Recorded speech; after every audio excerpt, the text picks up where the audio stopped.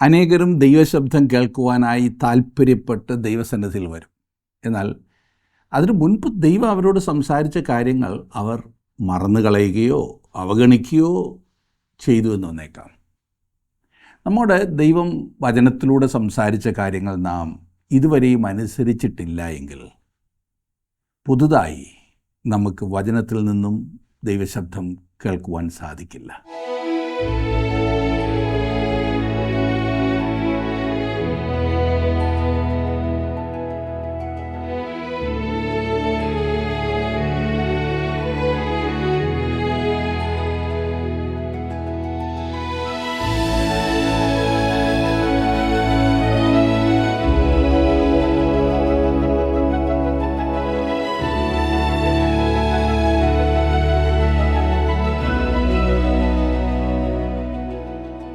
ജീവസന്ദേശം പ്രോഗ്രാമിലേക്ക് സ്വാഗതം. ദൈവത്തോടൊപ്പം ചെലവഴിക്കുവാൻ എത്രത്തോളം സമയം കണ്ടെത്തുന്നു എന്നുള്ളതാണ് ഒരു വ്യക്തിയുടെ ജീവിത വിജയത്തിൻ്റെ രഹസ്യം. മാൻ നീർത്തോടിലുകളിലേക്ക് ചെല്ലുവാൻ കാംക്ഷിക്കുന്നത് പോലെ ദൈവമേ, എൻ്റെ ആത്മാവ് അങ്ങയോട് ചേരുവാൻ കാംക്ഷിക്കുന്നു. എൻ്റെ ആത്മാവ് ദൈവത്തിനായി, ജീവനുള്ള ദൈവത്തിനായി തന്നെ ദാഹിക്കുന്നു. ഞാൻ എപ്പോൾ ദൈവസന്നിധിയിൽ ചെല്ലുവാനിടയാകുമെന്ന് പറയുന്ന ദൈവത്തിനെ സങ്കീർത്തന പുസ്തകങ്ങളിൽ നമ്മൾ കാണുന്നു.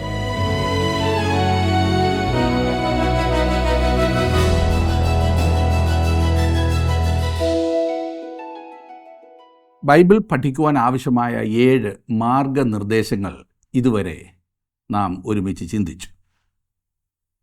ധ്യാനത്തിനു വേണ്ടി, അതായത് പ്രതിദിന ശാന്തസമയം, ക്വയറ്റ് ടൈം എന്നൊക്കെ പറയുമല്ലോ, അത് ഉണ്ടായിരിക്കേണ്ടതിൻ്റെ ആവശ്യകതയും അത് എങ്ങനെ നമുക്ക് സാധിക്കും എന്നുമാണ് ഇന്ന് ഞാൻ സംസാരിക്കുവാൻ പോകുന്നത്. ബൈബിൾ പഠിക്കുവാനുള്ള 7 മാർഗങ്ങളിൽ നിന്നും അല്പം വ്യത്യസ്തമാണിത്. ശ്രദ്ധിച്ചാലും ശാന്തസമയം, ക്വയറ്റ് ടൈം എന്നുള്ളത് ഓരോ ദിവസവും ഓരോ ദൈവപൈതലും ആത്മീയ വളർച്ചയ്ക്കായി ഉണ്ടാക്കിയെടുക്കേണ്ട ഒരു ശീലമാണ്. ധ്യാനസമയം എന്നതിനെ ദൈവമക്കൾ ശാന്തസമയം, അതായത് ക്വയറ്റ് ടൈം എന്ന് വിളിക്കാറുണ്ട്. എന്നാൽ അതിനെ നമ്മൾ എന്തു വിളിച്ചാലും അത് നമ്മൾ അനുവർത്തിക്കുന്നുണ്ടോ എന്നതാണ് പ്രധാന വിഷയം. പ്രതിദിന ധ്യാനത്തിലൂടെയും പ്രാർത്ഥനയിലൂടെയും വ്യക്തിപരമായി ദൈവവുമായുള്ള നിരന്തര കൂട്ടായ്മയ്ക്ക് വേണ്ടിയുള്ള സമയത്തെയാണ് ഈ ശാന്തസമയം എന്നതുകൊണ്ട് അർത്ഥമാക്കുന്നത്. ദൈവത്തോടൊപ്പം ചെലവിടുന്നതിനും ദൈവവുമായി കണ്ടുമുട്ടുന്നതിനും നാം എല്ലാ ദിവസവും പ്രത്യേകമായി വേർതിരിക്കുന്ന സമയമാകുന്നു അത്. എല്ലാ ദൈവമക്കളും ചെയ്യേണ്ടതാണ്. അല്ലാതെ പാസ്റ്റർമാർക്കും ഉപദേശിമാർക്കും സുവിശേഷ വേലയിലായിരിക്കുന്ന പൂർണ്ണസമയമായിരിക്കുന്നവർക്കും അത് മതി എന്ന് ചിന്തിക്കരുത്. ദൈവത്തെ അടുത്തറിയുവാനും ദൈവത്തെ സ്നേഹിക്കുവാനും കൂടുതലായി അവനോട് അനുരൂപമാകുവാനും കഴിയുന്ന വ്യക്തിപരമായ ബന്ധം വളർത്തിയെടുക്കുക എന്നുള്ളതാണ് ഇതിൻ്റെ ലക്ഷ്യം. ദൈനംദിന ധ്യാന സമയമില്ലാത്ത ഒരു വിശ്വാസി ആത്മീയമായി മുരടിച്ചും വരണ്ടും തണുത്തും ഇരിക്കും എന്നതാണ് വാസ്തവം. അവർക്ക് ആത്മീയ ജീവിതത്തിൽ ഉന്മേഷമോ ഉത്സാഹമോ ഇല്ലാത്ത വ്യക്തികളായിരിക്കും. വാസ്തവത്തിൽ മറ്റുള്ളവർക്കും അവർ ഒരു തലവേദനയായിരിക്കും എന്ന് നിങ്ങൾക്ക് മനസ്സിലാകും. എന്തുകൊണ്ടാണ് ഒരു വിശ്വാസിക്ക് പ്രതിദിന ധ്യാന സമയം ആവശ്യമായിരിക്കുന്നത്? ഒന്നാമതായി, നമുക്ക് ദൈവവുമായുള്ള കൂട്ടായ്മ ആവശ്യമാണ്. അതിനാൽ ധ്യാന സമയം അത്യാവശ്യമാണ്. രണ്ടാമതായി, ദൈവമക്കൾ എന്ന നിലയിൽ ഇത് നമ്മുടെ പദവിയാണ്. മൂന്നാമതായി, ഈ ശാന്തസമയത്തിൽ നിന്നും നമുക്ക് വലിയ പ്രയോജനം ലഭിക്കും. ഒരു ദൈവപൈതലിന് ദൈവത്തെ ഏറ്റവും അടുത്തറിയുന്നതിനും അവനെ ആഴമായി സ്നേഹിക്കുന്നതിനും അവനുമായി നിരന്തരമായ കൂട്ടായ്മ ആവശ്യമാണ്. കാരണം നാം ബന്ധപ്പെട്ടിരിക്കുന്നത് സ്വർഗത്തിൻ്റെയും ഭൂമിയുടെയും നാഥനായ ദൈവവുമായിട്ടാണ്. എന്തുകൊണ്ടാണ് ദൈവവുമായിട്ടുള്ള ഈ ദൈനംദിന കൂട്ടായ്മ ഇത്രമാത്രം പ്രാധാന്യം അർഹിക്കുന്നതും അത്യന്താപേക്ഷിതമായിരിക്കുന്നതും എന്നറിയാമോ? കാരണം ദൈവം നമ്മെ സൃഷ്ടിച്ചത് തന്നെ ദൈവവുമായുള്ള കൂട്ടായ്മയ്ക്ക് വേണ്ടിയാണ്. നമ്മെ ദൈവം തൻ്റെ സ്വരൂപത്തിലും സാദൃശ്യത്തിലുമാണ് സൃഷ്ടിച്ചത്.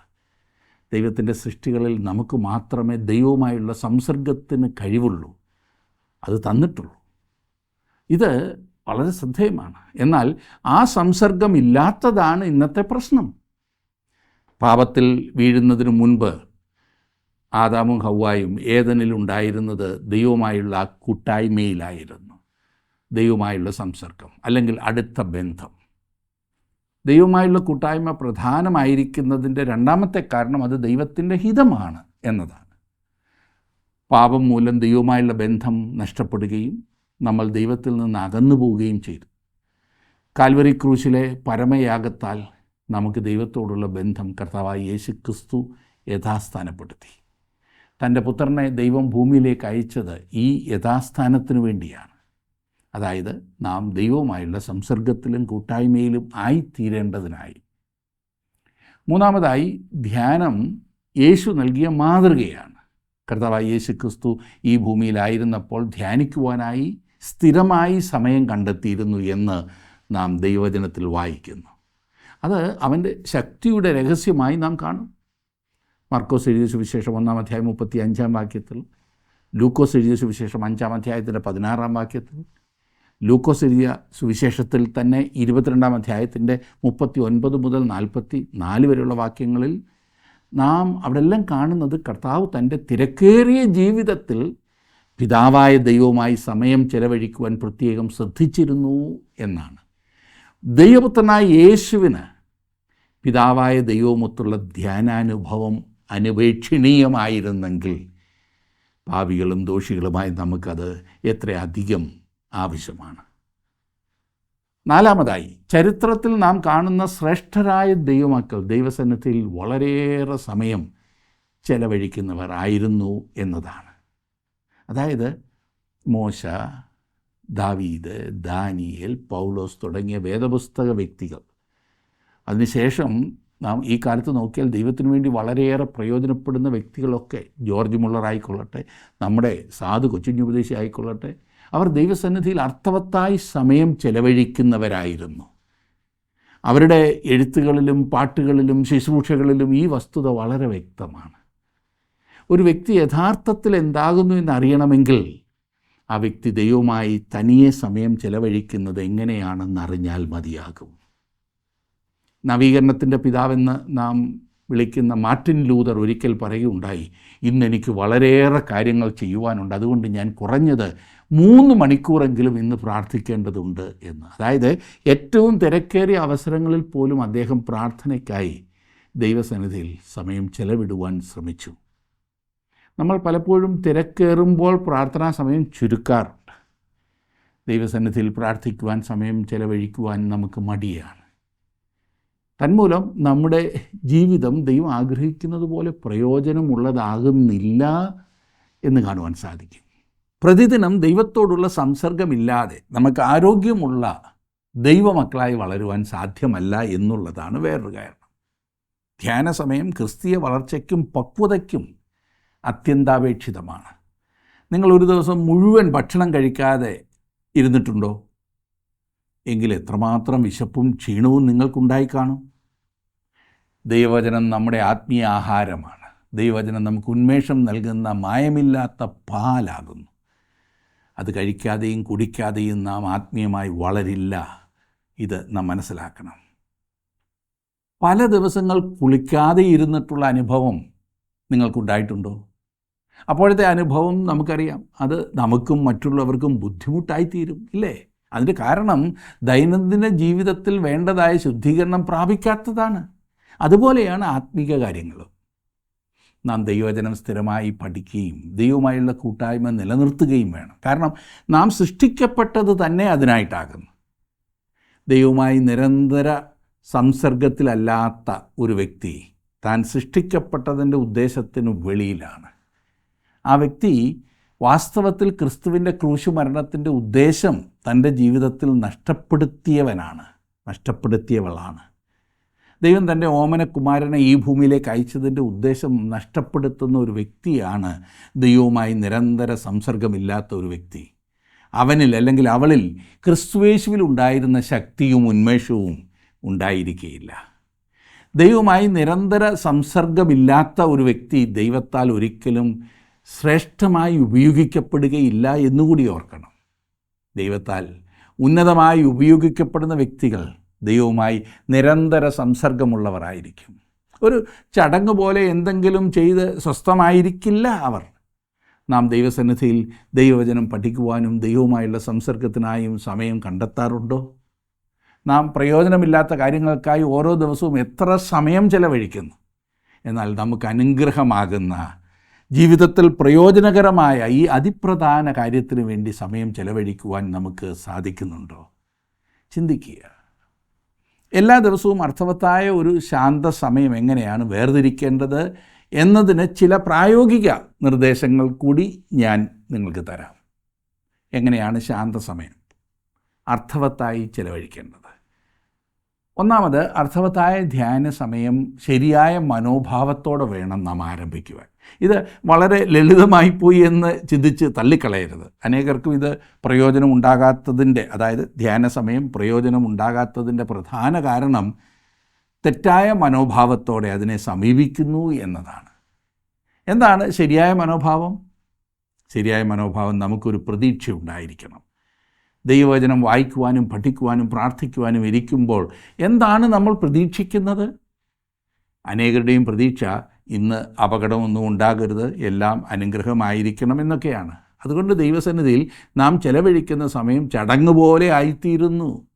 അന്ന് വായിച്ച ഭാഗം ഏതാണെന്ന് പിന്നീട് ചോദിച്ചാൽ ഓർക്കുവാൻ പോലും സാധിക്കാത്തത്ര ഗൗരവമേ പലർക്കുമുള്ളൂ.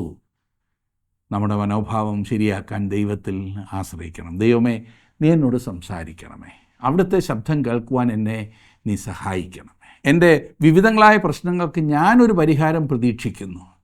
ഞാൻ ക്രമീകരിക്കേണ്ട അനേകം കാര്യങ്ങൾ എൻ്റെ സ്വന്തം ജീവിതത്തിലുണ്ട്. അത് ക്രമീകരിക്കുവാൻ ഞാൻ ആഗ്രഹിക്കുന്നു എന്ന് ദൈവത്തോട് പ്രാർത്ഥിച്ചാരംഭിക്കുക. ഇങ്ങനെ ഒരു മനോഭാവത്തോടും പ്രാർത്ഥനയോടും ദൈവസന്നിധിയിൽ അടുത്ത് ചെല്ലണം. ശരിയായ മനോഭാവം എന്നാൽ പ്രതീക്ഷ മാത്രമല്ല, ദൈവത്തോടുള്ള ഭയഭക്തി, ബഹുമാനം എന്നിവയും ചേർന്നതാണ്. അനേകരും യാതൊരു ഭയഭക്തിയുമില്ലാതെയാണ് ദൈവസന്നിധിയിൽ സമയം ചെലവഴിക്കുവാൻ തുടങ്ങുന്നത്. അതിനാൽ അവർക്ക് യാതൊന്നും ലഭിക്കുന്നില്ല. പന്ത് കളി കാണുവാൻ, ക്രിക്കറ്റ് കളി കാണുവാൻ പോകുന്ന മനോഭാവത്തോടെ ദൈവസന്നിധിയിൽ നാം ഒരിക്കലും സമയം ചെലവഴിക്കരുത്. പൂർണ്ണ ജാഗ്രത, പ്രതീക്ഷ, ഭയഭക്തി എന്നിവയോടെ വേണം ദൈവസന്നിധിയിൽ സമയം ചെലവഴിക്കേണ്ടത്. അതുപോലെ ആരുടെയും നിർബന്ധത്താലും അരുത്. ഇത് സ്വയം നാം മനസ്സിലാക്കി ചെയ്യേണ്ടതാണ്. ഒരു പ്രധാനപ്പെട്ട വ്യക്തിയെ കാണുവാൻ നാം പോകുന്നു എങ്കിൽ എത്രമാത്രം തയ്യാറെടുപ്പോടെ ആയിരിക്കും നാം പോകുന്നത്? അങ്ങനെയാണെങ്കിൽ അഖിലാണ്ടത്തിൻ്റെ സൃഷ്ടാവായ സർവശക്തനായ ദൈവത്തിൻ്റെ സന്നിധിയിൽ എത്രമാത്രം ജാഗ്രതയോടെ ആയിരിക്കണം നാം സമയം ചെലവഴിക്കേണ്ടത്. രണ്ടാമതായി, നാം ഒരു പ്രത്യേക സമയം അതിനായി തിരഞ്ഞെടുക്കണം. എല്ലാം കഴിഞ്ഞിട്ട് അല്പസമയം ഇതിനായി മാറ്റിവെക്കുന്നത് ആ ചിന്താഗതി പ്രയോജനരഹിതമാണ്. എന്നാൽ എപ്പോഴാണ് നല്ല സമയം? തിരുവചനത്തിൽ കാണുന്ന ഉന്നതരായിട്ടുള്ള വ്യക്തികൾ ദൈവവുമായുള്ള ധ്യാനത്തിനായി വേർതിരിച്ചിരുന്നത് പ്രധാനമായും പ്രഭാതത്തിലാണ്. അബ്രഹാമിനെക്കുറിച്ച് ഉൽപ്പത്തി പുസ്തകം 19-ാം അധ്യായത്തിൻ്റെ 27-ാം വാക്യത്തിൽ നാം വായിക്കുന്നു, അബ്രഹാം രാവിലെ എഴുന്നേറ്റ് താൻ യഹോവയുടെ സന്നിധിയിൽ നിന്നിരുന്ന സ്ഥലത്ത് ചെന്നു. ഇയ്യോബിനെക്കുറിച്ച് ഇയ്യോബിൻ്റെ പുസ്തകം 1-ാം അധ്യായം 5-ാം വാക്യത്തിലും യാക്കോബിനെക്കുറിച്ച് ഉൽപ്പത്തി പുസ്തകം 28-ാം അധ്യായം 18-ാം വാക്യത്തിലും അതികാലത്ത് എഴുന്നേറ്റ് ദൈവത്തെ അന്വേഷിക്കുന്നതായി നാം കാണുന്നു. പുറപ്പാട് പുസ്തകം 34-ാം അധ്യായത്തിൻ്റെ 4-ാം വാക്യത്തിൽ മോശയും അങ്ങനെയായിരുന്നു എന്ന് നാം കാണുന്നു. പ്രഭാതത്തിൽ സമയം ചെലവഴിക്കുന്നതാണ് ഏറ്റവും നല്ലത്. എന്നാൽ എത്ര സമയം നാം അതിനായി ചെലവഴിക്കണമെന്ന് നമ്മൾ സ്വയം തീരുമാനിക്കേണ്ടതാണ്. ഇനി മൂന്നാമത്, ഒരു പ്രത്യേക സ്ഥലം തിരഞ്ഞെടുക്കാൻ ഓർക്കണം. സ്ഥിരമായി ഒരു സ്ഥലമുള്ളത് വളരെ നല്ലതാണ്. അല്പം ശബ്ദത്തിൽ പ്രാർത്ഥിക്കുവാൻ സൗകര്യമുള്ളൊരു സ്ഥലമാണെങ്കിൽ ശ്രദ്ധ കേന്ദ്രീകരിക്കുവാൻ സാധിക്കുന്നത് മനസ്സിൽ മാത്രം പ്രാർത്ഥിക്കുമ്പോഴല്ല, പിന്നെയോ നമുക്ക് തന്നെ കേൾക്കുവാൻ സാധിക്കുന്ന ശബ്ദത്തിൽ, ഒരുപാട് ശബ്ദത്തിലല്ല, നമുക്ക് തന്നെ കേൾക്കുവാൻ സാധിക്കുന്ന ശബ്ദത്തിൽ ദൈവവചനം വായിക്കുകയും പ്രാർത്ഥിക്കുകയും ചെയ്യുമ്പോൾ നമുക്കത് കൂടുതൽ ഏകാഗ്രത കിട്ടും. നാം തിരഞ്ഞെടുക്കുന്ന സ്ഥലം വായിക്കുവാൻ വെളിച്ചമുള്ളതായിരിക്കണം.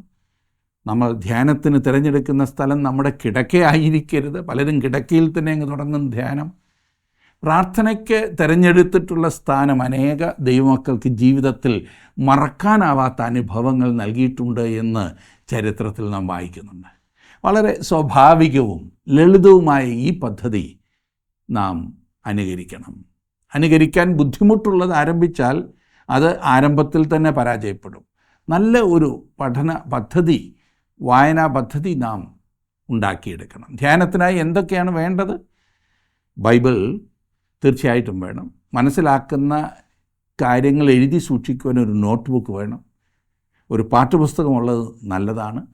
അത്രയുമെങ്കിലും അടിസ്ഥാനപരമായി ഉണ്ടെങ്കിൽ നല്ലതാണ്. ഇത്രയും ആയാൽ നാം നേരത്തെ ചിന്തിച്ച 7 കാര്യങ്ങളുണ്ടല്ലോ, മാർഗനിർദ്ദേശങ്ങൾ. ആ 7 കാര്യങ്ങൾ പിന്നീട് ചെയ്യുക.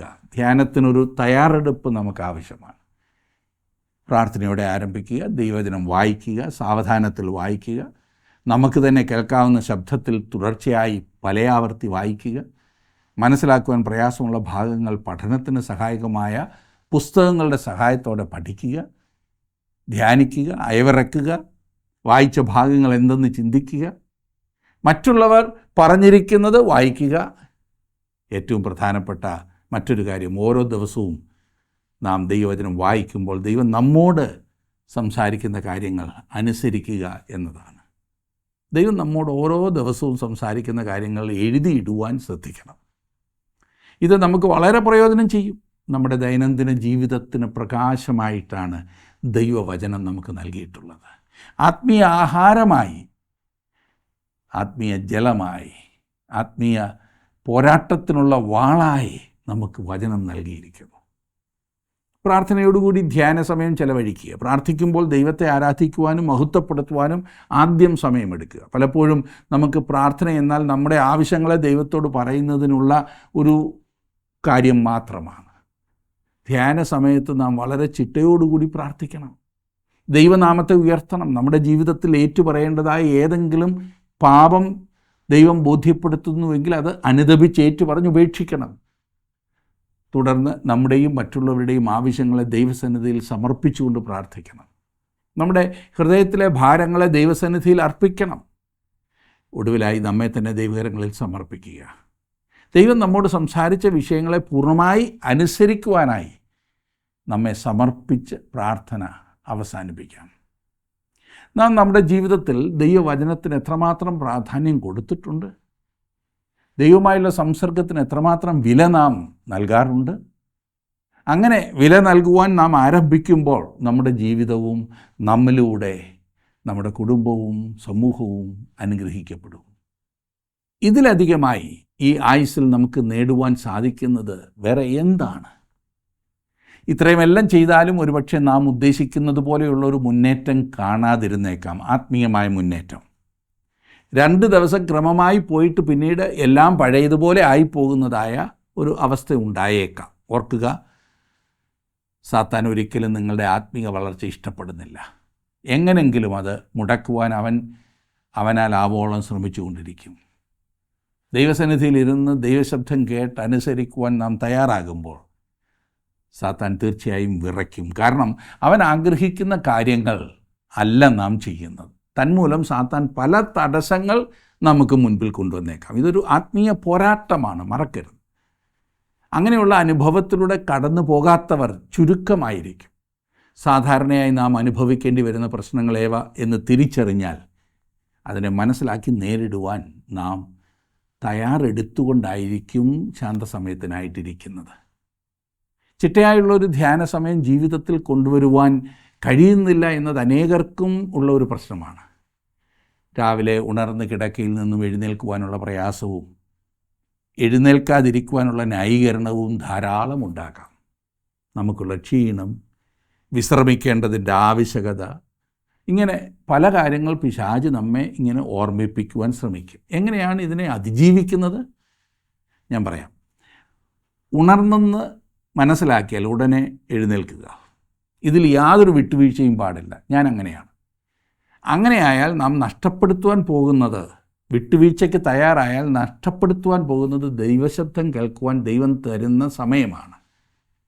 അതുപോലെ ധ്യാന സമയം തടസ്സപ്പെടുത്തുവാൻ ആരെയും അനുവദിക്കാതിരിക്കുക. എല്ലാവരും അറിയണം, എൻ്റെ ആ സമയം ഞാൻ ദൈവസന്നിധിയിൽ ചെലവഴിക്കുകയാണ്, അതുകൊണ്ട് ആ സമയത്ത് വീട്ടിലുള്ള ആരും എന്നെ ശല്യപ്പെടുത്താൻ പാടില്ല. ഇത് പല വിധത്തിലാകാം. എന്നാൽ അതിനുള്ള സാധ്യതകൾ, നമ്മളെ ശല്യപ്പെടുത്തുന്ന ആ സാധ്യതകളെ തിരിച്ചറിയുക. ഒടുവിലായി തിരുവചനം ധ്യാനിച്ചു കൊണ്ട് ഉറങ്ങുവാൻ പോവുക. ഇതൊരു വളരെ പ്രധാനപ്പെട്ട കാര്യമാണ്. ഇത് പ്രഭാതത്തിൽ ദൈവവചനം വായിക്കുകയും ധ്യാനിക്കുകയും ചെയ്യുന്നതിനുള്ള ഉന്മേഷം നഷ്ടപ്പെടുത്തുന്നതിന് കാരണമായ യാതൊരു ചിന്തയുമായും ഉറങ്ങുവാൻ പോകരുത്. ഈ കാര്യങ്ങൾ നാം ശ്രദ്ധിച്ചാൽ ജീവിതത്തെ ഒരു ചിട്ടയിൽ കൊണ്ടുവരുവാൻ നമുക്ക് സാധിക്കും. ധ്യാനത്തിനായി ഒരു പ്രത്യേക സമയം വേർതിരിച്ചാൽ തന്നെ ഒരു ഉന്മേഷവും ഇല്ലാതെ വായനയും പ്രാർത്ഥനയും വെറും ചടങ്ങ് മാത്രമായി തീരാൻ സാധ്യതയുണ്ട്. വെറുതെ കൂടുതൽ അധ്യായങ്ങൾ വായിക്കുന്നത് കൊണ്ട് പ്രയോജനമുണ്ടോ? ഓരോ ദിവസവും വായിക്കുന്ന ഭാഗത്തു നിന്നും നാം എത്ര അനുഗ്രഹം പ്രാപിക്കുന്നുവോ അത്രയധികം താല്പര്യമാണ് അടുത്ത ദിവസം നമ്മിലുണ്ടാവുക. എന്തുകൊണ്ടാണ് ഉന്മേഷമില്ലാത്തത്? ഞാൻ പറയാം. ഒന്നാമതായി നമ്മുടെ ജീവിതത്തിൽ അനുസരണക്കേടുണ്ടാകാം. ഇതിനു മുൻപ് ദൈവം നമ്മോട് സംസാരിച്ച പല കാര്യങ്ങളും നാം ഇതുവരെയും അനുസരിച്ചിട്ടില്ല എങ്കിൽ പുതുതായി നമുക്കൊന്നും ലഭിക്കുന്നില്ല. ഇത് വളരെ ശ്രദ്ധിക്കേണ്ട കാര്യമാണ്. അനേകരും ദൈവശബ്ദം കേൾക്കുവാനായി താല്പര്യപ്പെട്ട് ദൈവസന്നിധിയിൽ വരും. എന്നാൽ ഇതിനു മുൻപ് ദൈവം അവരോട് സംസാരിച്ച കാര്യങ്ങൾ അവർ മറന്നു കളയുകയോ അവഗണിക്കുകയോ മൂടിവെക്കുകയോ ഒക്കെ ചെയ്തേക്കാം.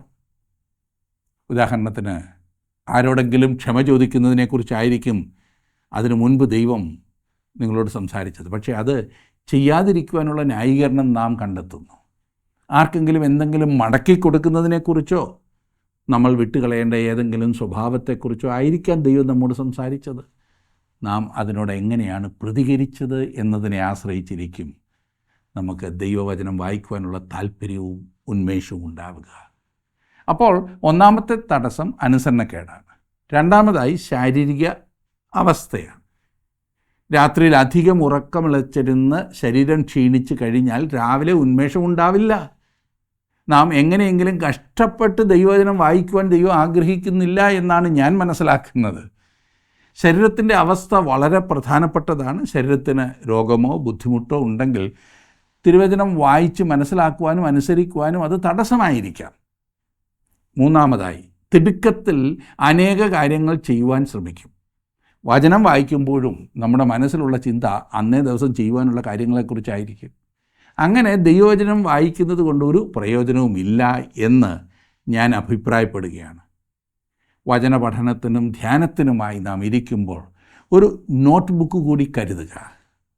നമ്മുടെ മനസ്സിൽ കടന്നു വരുന്ന മറ്റ് ചിന്തകൾ അതിൽ എഴുതി വച്ചിട്ട് ധ്യാന സമയത്തിന് ശേഷം മാത്രം അതുമായി ബന്ധപ്പെട്ട കാര്യങ്ങൾ ചെയ്യുമെന്ന് തീരുമാനിക്കുക. ഇത് നല്ലൊരു പരിചയമാണ്. തിടുക്കത്തിൽ അനേകം കാര്യങ്ങൾ ചെയ്യുവാൻ ശ്രമിക്കരുത്. എല്ലാം യാന്ത്രികമായി തോന്നുന്നു എന്നതാണ് വേറൊരു പ്രശ്നം. കൂടാതെ നാം ഓരോ ദിവസവും പ്രാപിക്കുന്ന അനുഗ്രഹങ്ങൾ മറ്റുള്ളവരുമായി പങ്കിട്ടില്ലെങ്കിൽ നമുക്ക് ഉത്സാഹം ഉണ്ടാവില്ല. ഇന്ന് രാവിലെ നാം ദൈവവചനം വായിച്ചപ്പോൾ ലഭ്യമായ അനുഗ്രഹീത അനുഭവങ്ങൾ തീർച്ചയായും മറ്റുള്ളവരുമായി പങ്കിടണം. ഇങ്ങനെ ചെയ്താൽ വചനം കൂടുതൽ മനസ്സിലാക്കുവാനും കൂടുതലായി ദൈവത്തിൽ നിന്നും പ്രാപിക്കുവാനും താല്പര്യവും ഉത്സാഹവും നമ്മിൽ ജനിക്കും. അതിനാൽ നാം പ്രാപിച്ചത് മറ്റുള്ളവരുമായി പങ്കിടുക. ആദ്യം നമ്മുടെ ഭവനത്തിൽ ഉള്ളവരുമായി പങ്കിടുക. ഇന്ന് കർത്താവ് എന്നോട് ഇപ്രകാരം സംസാരിച്ചു, ഞാൻ ഇപ്രകാരമാണ് തീരുമാനിച്ചത് എന്ന് മക്കളോട്, ഭാര്യ ഭർത്താവിനോട്, ഭർത്താവ് ഭാര്യയോട്, സുഹൃത്തുക്കളോട് പങ്കിടുക. വായനയിൽ ശ്രദ്ധ കേന്ദ്രീകരിക്കുവാൻ കഴിയുന്നില്ല എന്നതാണ് വേറൊരു പ്രശ്നം പലർക്കും. ഇതും നാം പ്രായോഗികമായി ചിന്തിക്കേണ്ടതാണ്. ഈ പ്രശ്നത്തെ എങ്ങനെയാണ് പ്രായോഗികമായി കൈകാര്യം ചെയ്യേണ്ടത്? ഈ വിഷയത്തിൽ നാം അഭിമുഖീകരിക്കുന്ന പ്രശ്നങ്ങൾ നമ്മെ സഹായിക്കാൻ കഴിവുള്ള വിദഗ്ധരായ ആളുകൾക്ക് എഴുതി സഹായം നേടുക. അതോടൊപ്പം ചില കാര്യങ്ങൾ നമ്മൾ പാലിക്കണം. പകുതി ഉറക്കത്തിൽ ദൈവവചനം വായിക്കാതെ ഉണർന്നിരുന്ന് വായിക്കുക. നമുക്ക് തന്നെ കേൾക്കുവാൻ കഴിയുന്ന ശബ്ദത്തിൽ ദൈവവചനം വായിക്കുക. അതിന് അനുയോജ്യമായ സ്ഥലം തിരഞ്ഞെടുക്കുക. മനസ്സിൽ വരുന്ന മറ്റു കാര്യങ്ങൾ എഴുതി വെച്ച് പിന്നീട് കൈകാര്യം ചെയ്യുക. ഇപ്രകാരം നമുക്ക് ശ്രദ്ധ കേന്ദ്രീകരിക്കുവാൻ സാധിക്കും. നമുക്ക് താല്പര്യമുള്ള വിനോദങ്ങളിൽ ഏർപ്പെടുമ്പോൾ നമ്മൾ ശ്രദ്ധ കേന്ദ്രീകരിക്കാറില്ലേ? നമുക്ക് ശാശ്വതമായ അനുഗ്രഹം നൽകുന്ന, നമ്മുടെ ജീവിതത്തെ അർത്ഥവത്താക്കുന്ന ദൈവശബ്ദം കേൾക്കുന്നതിൽ എന്തുകൊണ്ടാണ് ശ്രദ്ധ കേന്ദ്രീകരിക്കുവാൻ കഴിയാത്തത്? ഓർക്കുക, പിന്മാറ്റത്തിൻ്റെ ആദ്യത്തെ പടിയാണ് പ്രതിദിന ധ്യാന സമയം നഷ്ടപ്പെടുത്തുന്നത്. അനുദിനം ദൈവവചനം വായിക്കുകയും ദൈവശബ്ദം കേൾക്കുകയും ചെയ്യാത്തൊരു വ്യക്തി അധികം താമസിയാതെ ദൈവശബ്ദം ഒട്ടും തന്നെ കേൾക്കുന്നതിന് താല്പര്യമില്ലാത്ത വ്യക്തിയായി മാറും. അതുകൊണ്ട് പ്രായഭേദമന്യേ വചനം വായിക്കുന്നതും ധ്യാനിക്കുന്നതും പഠിക്കുന്നതും നമ്മുടെ ജീവിതത്തിൽ ഒരു ശീലമാക്കുക. അതിനെ തടസ്സപ്പെടുത്തുന്ന എല്ലാറ്റിനെയും അതിജീവിക്കുക. ഒരു ദിവസം പരാജയപ്പെട്ടാൽ നിരാശപ്പെടരുത്, പ്രാർത്ഥിക്കുക, ദൈവസന്നിധിയിൽ ചെല്ലുക. ദൈവം നിങ്ങളെ സഹായിക്കും. തടസ്സങ്ങളെ അതിജീവിക്കുവാൻ സാധിക്കുന്നില്ല എങ്കിൽ ധ്യാന സമയത്തെക്കുറിച്ച് പഠിച്ചതെല്ലാം പേപ്പറിൽ മാത്രമായി ചുരുങ്ങും. ഏറ്റവും നല്ല ഒരു പരിഹാരം ഞാൻ പറയാം. ദൈവവുമായി ഗൗരവമായ ഒരു ഉടമ്പടി ചെയ്യുക. ദൈവമേ, എന്തു വന്നാലും ഞാൻ എല്ലാ ദിവസവും അവിടുത്തെ ശബ്ദം, അവിടുത്തെ ആലോചന കേൾക്കുവാൻ സമയം വേർതിരിക്കുന്നതാണ് എന്ന്. സർവശക്തനായ ദൈവവുമായി നാം ചെയ്യുന്ന ഉടമ്പടി വളരെ ഗൗരവമേറിയതാണ് എന്നത് മറന്നു പോകരുത്. നമുക്ക് എന്തെങ്കിലും ഒരു കാര്യം സാധിക്കുവാനുണ്ടെങ്കിൽ എത്രമാത്രം ഗൗരവത്തോടെയാണ് നാം അതുമായി ബന്ധപ്പെട്ടവരെ കാണുന്നത്. എന്നാൽ നമ്മുടെ ജീവിതത്തിലെ ഏറ്റവും പ്രധാനപ്പെട്ട കാര്യങ്ങൾ നമ്മോട് പറയുവാൻ ദൈവവുമായി ഒരു അപ്പോയിൻമെൻറ്റ് ഓരോ ദിവസവും നാം എടുക്കുമ്പോൾ അതിനെ നാം എത്ര ഗൗരവമായി കാണേണ്ടതുണ്ട് ചിന്തിക്കുക.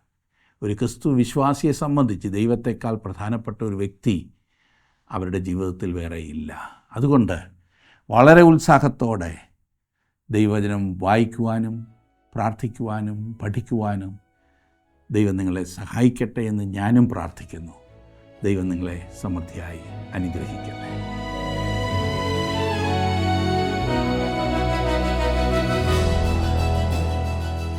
ദൈവത്തെ വിട്ട് അകന്നുപോയ നിരവധി പേരുടെ ചരിത്രം ബൈബിളിൽ തന്നെ നമുക്ക് കാണുവാൻ സാധിക്കും. അത് നമ്മെ ഭയപ്പെടുത്തുന്നതാണ്. എന്നാൽ ദൈവത്തോട് അടുത്തിരിക്കുന്നത് എനിക്ക് നല്ലതെന്നാകുന്നു ദൈവത്തോട് അടുത്തിരിക്കുന്നവർ പാടിയിട്ടുള്ളത്. തന്നോട് പറ്റിയിരിക്കുവാൻ, തന്നോട് ചേർന്നിരിക്കുവാൻ ആഗ്രഹിക്കുന്ന മനുഷ്യരെയാകുന്നു ദൈവം തിരയുന്നത്.